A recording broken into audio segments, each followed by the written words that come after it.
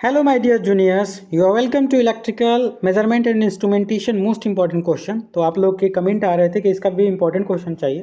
तो सबसे पहले मैं आपको बता दूं कि जो सबसे पहला आपका पेपर था EMFT इलेक्ट्रोमैग्नेटिक फील्ड थ्योरी, उसका भी हमने वो आपको इंपॉर्टेंट क्वेश्चन दिया था। उसमें से जितना भी क्वेश्चन दिया था आई एम श्योर कि उसमें से क्वेश्चन आए हुए हैं, लेकिन इस बार जो क्वेश्चन है ना, पेपर आपका न्यूमेरिकल बेस ज़्यादा हो गया है। तो सबसे पहले मैं आपको बता दूं, जो भी मैं वन शॉट प्रोवाइड करता हूँ वो थ्योरी बेस पे होता है, और न्यूमेरिकल ऐसा चीज़ है जो कि आपको न्यूमेरिकल वन शॉट में क्या ही कराएं यार। न्यूमेरिकल जब आपका कंसेप्ट क्लियर है तो न्यूमेरिकल आप कर लोगे। तो कैसा आपका पेपर गया, आई एम श्योर कि अगर आप केवल थ्योरी पढ़ के गए होंगे और न्यूमेरिकल नहीं देखे होंगे तो थोड़ा बहुत दिक्कत हो सकता है। मे बी बैक भी बहुत लोगों की लग सकती है। तो इसलिए ज़रूरी है कि जितना भी क्वेश्चन मैं एटलीस्ट जितना मैंने बताया था EMFT में, अगर उतना भी पढ़े होंगे तो हाँ ऑब्वियसली आप पास तो हो जाएंगे। लेकिन हाँ, अगर सोचेंगे कि आप 50 नंबर लाएँ, 50 नंबर लाना इस बार खुद अगर मैं ही पेपर देता तो मेरे लिए भी दिक्कत हो जाती। कोई नहीं, जो आपका इलेक्ट्रिकल मेजरमेंट एंड इंस्ट्रूमेंटेशन है, electrical engineering most important question, इसको भी मैं बताता हूँ। और जितने भी क्वेश्चन है बहुत ही ज़्यादा मतलब कह सकते हैं कि एनालिसिस करने के बाद हम क्वेश्चन आपको प्रोवाइड करते हैं, और हर यूनिट से 4 से 5 क्वेश्चन बताते हैं। ये क्वेश्चन आप जैसे कंप्लीट कर लोगे ना, आई एम श्योर कि आप 21 नंबर के लिए तो सोच ही नहीं सकते, क्योंकि हर एक क्वेश्चन में एक न्यूमेरिकल और एक जो होता है थ्योरी होता है। और थ्योरी करना कहीं ना कहीं आसान होता है in comparison of numerical if your concept is not clear. तो सबसे पहले हम यूनिट नंबर फर्स्ट की बात करते हैं। और आपको बता दें कि अगर आप पहली बार वीडियो देख रहे हैं तो वन शॉट जो है आपका मतलब EMI का पूरा कंप्लीट है, यूनिट नंबर फर्स्ट लेकर यूनिट नंबर फिफ्थ भी, वो भी बहुत ही सिक्वेंस और बिल्कुल अच्छे PPT कंटेंट में। चलिए आपका फर्स्ट यूनिट की हम बात करते हैं। यूनिट नंबर फर्स्ट में सबसे इंपॉर्टेंट क्वेश्चन है जो हर साल पूछा जाता है, what is PMMC instrument and principle. जैसे हमने जब आप हमसे यूनिट का वन शॉट पढ़ेंगे, सब में हमने बताया कि सबसे पहले PMMC हो या आयरन टाइप हो। देखो यहाँ पे PMMC और आयरन टाइप है, डिफरेंट टाइप ऑफ जो भी मतलब एक जो होता है आप जानते होंगे, एक PMMC होता है, एक मूविंग आयरन टाइप होता है।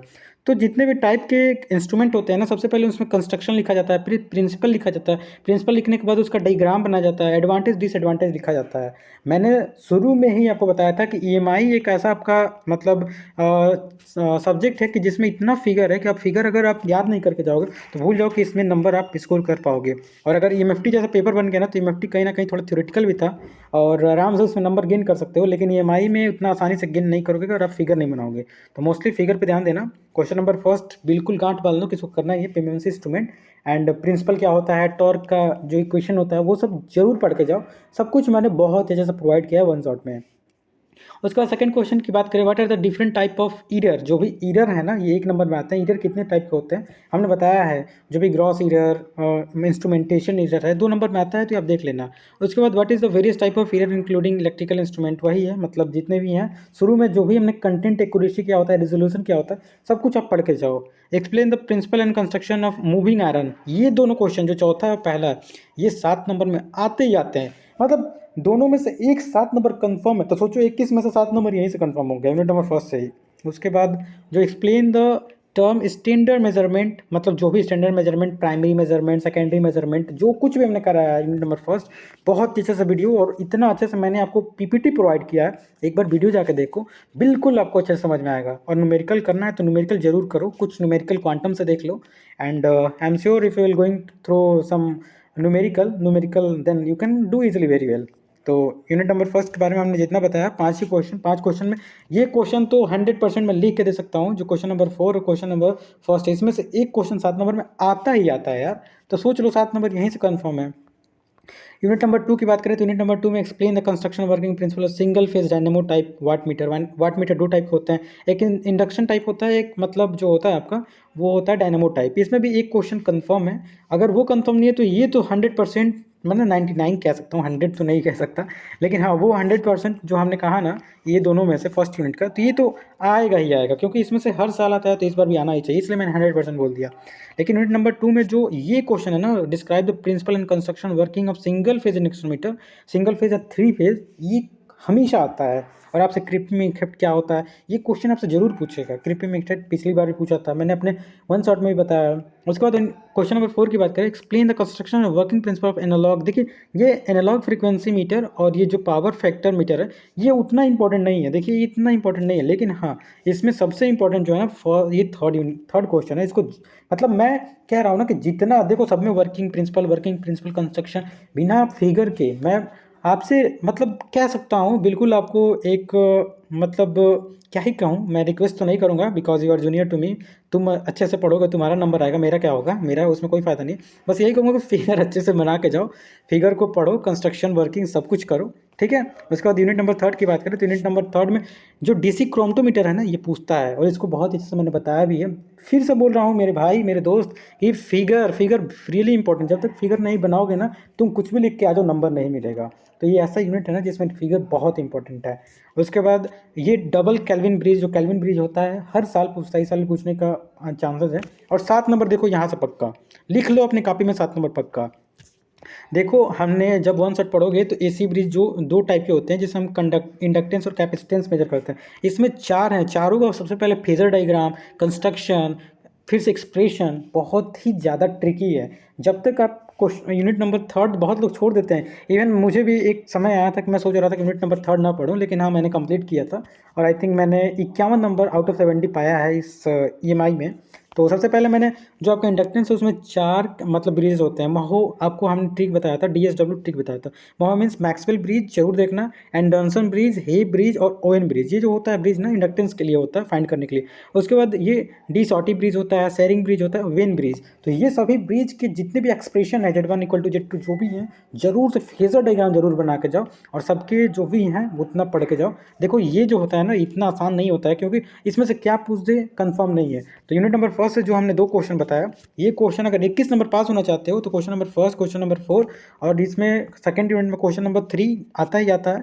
और क्वेश्चन नंबर अगर हम यूनिट नंबर 3 की बात करें तो इसमें Kelvin double bridge, Kelvin bridge या इसमें से एक 7 नंबर का आता है ये, तो आप देख लेना। देखो आप कोई भी ब्रिज पढ़ो लेकिन ब्रिज का कंसेप्ट अगर क्लियर है ना तो आप कर जाओगे, क्योंकि सब में बैलेंस करके Z1 Z2 Z3 बैलेंस करोगे, जैसे ही इंडक्टेंस कैपेसिटेंस निकालना होता है। इतना यार बीटेक कर रहे हो, इतना तो कैलकुलेशन आता ही होगा। अब यूनिट नंबर 4 की बात करें, ये बहुत ही इंपॉर्टेंट है। इसमें हमने 8 क्वेश्चन दिया है जो कि बहुत ही इंपॉर्टेंट है। सबसे पहले सीटी क्या होता है, करंट ट्रांसफार्मर, करंट ट्रांसफार्मर को वर्किंग प्रिंसिपल, फिर उनके जो है ना करंट ट्रांसफार्मर, जो भी पोटेंशियल ट्रांसफार्मर है, करंट ट्रांसफार्मर, पोटेंशियल ट्रांसफार्मर, इसके जो भी इक्विवेलेंट सर्किट डायग्राम और जो इनमें एरर होते हैं दोनों में, बहुत अच्छे से हमने अपने वन शॉट में कवर कराया है। इतना आप जरूर करके जाएं। फिर से वही है CTPT, फेजर डायग्राम बहुत इंपॉर्टेंट है। उसके बाद जो CRO है, देखो ये भी यहाँ से 7 नंबर पक्का है। देखो construction of working principle of CRO या CRT, जो कैथोड रे ट्यूब होता है और कैथोड रे एक्सिलोस्कोप, इसमें से एक तो क्वेश्चन 7 नंबर आना ही आना है। तो समझ लो न्यूमेरिकल आएगा तो थ्योरेटिकल आएगा ही आएगा, ऐसा मत सोचो कि थ्योरी नहीं आएगा। जब पास होना, अच्छा नंबर स्कोर करना है तो जितना मैं क्वेश्चन कह रहा हूँ उतना तो पढ़ के जाओ। देखो केवल 7 क्वेश्चन, 5 क्वेश्चन, वो भी इतना एनालिसिस करने के बाद मैं बता रहा हूँ, ऐसे मैं हवा हवा में नहीं बोल दे रहा हूँ। जाके एक बार EMFT का पेपर और EMFT का इंपॉर्टेंट क्वेश्चन मिला ना, अगर उतना भी पढ़ के गया होगा ना तो 100% 25 से 30 नंबर ला लोगे, इतना मेरा पक्का उम्मीद है, अगर जब सब कुछ तुम पढ़ के गए होगे, ठीक है। उसके बाद हम आगे बात करें तो ये स्पेक्ट्रम एनालाइजर है, ये भी बहुत इंपॉर्टेंट है। इसमें 5 स्पेक्ट्रम एनालाइजर है, सब कुछ हमने डिस्कस किया।